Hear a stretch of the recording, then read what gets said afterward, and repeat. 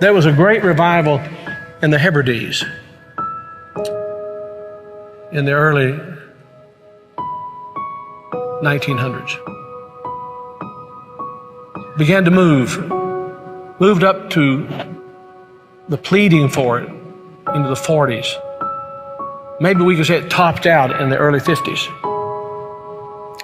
Two old women, one was 84 years old and one was 82 years old. One was blind and one was humped over so badly with spinal stenosis, just arched over.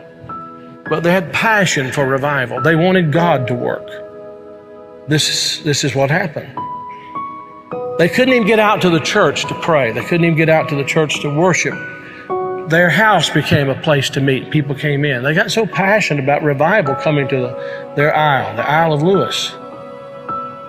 They got so passionate about it. They confronted the preacher and wanted to know if he was thoroughly right with God.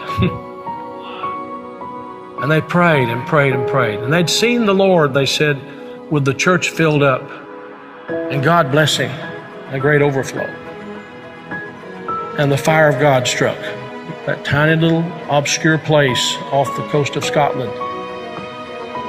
And when it happened, there was a young teenage boy that got saved in it. His name was Donald. And the preacher became so dependent upon Donald and so close to Donald, he would ask him to lead in public prayers and help him with the meetings, and he did. Oh, how God worked. People began to hear about it, and the revival fire spread. It spread. And God blessed in a great way. Those two old women, the kind of people don't want in their church anymore.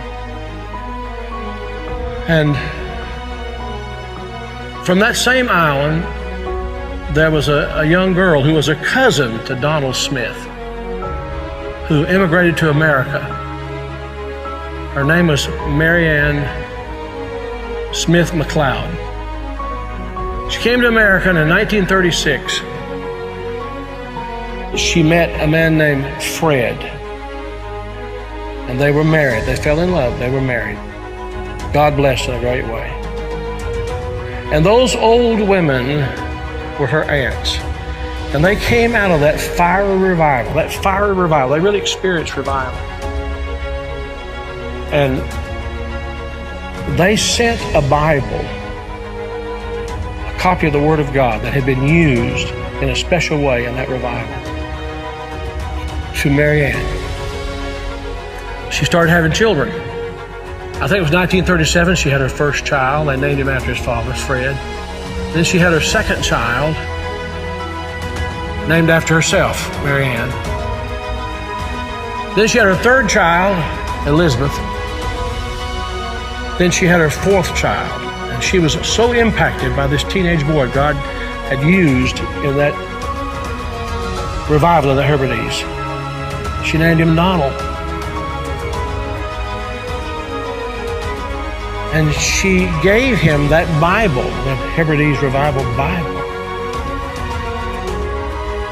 He was born in 1946. He's now the 45th President of the United States. And that Revival Bible is in the Oval Office.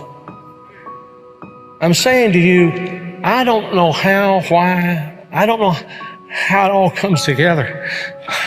But I believe God is putting some things together to give us just a window. If he could find some open people who know what the window's for. Can this be the time the window's open? Providentially, God has prepared the moment, and we will become the people of prayer, pleading with God. This is a plea. Will thou not revive us again? Will you be a part of that? Will you?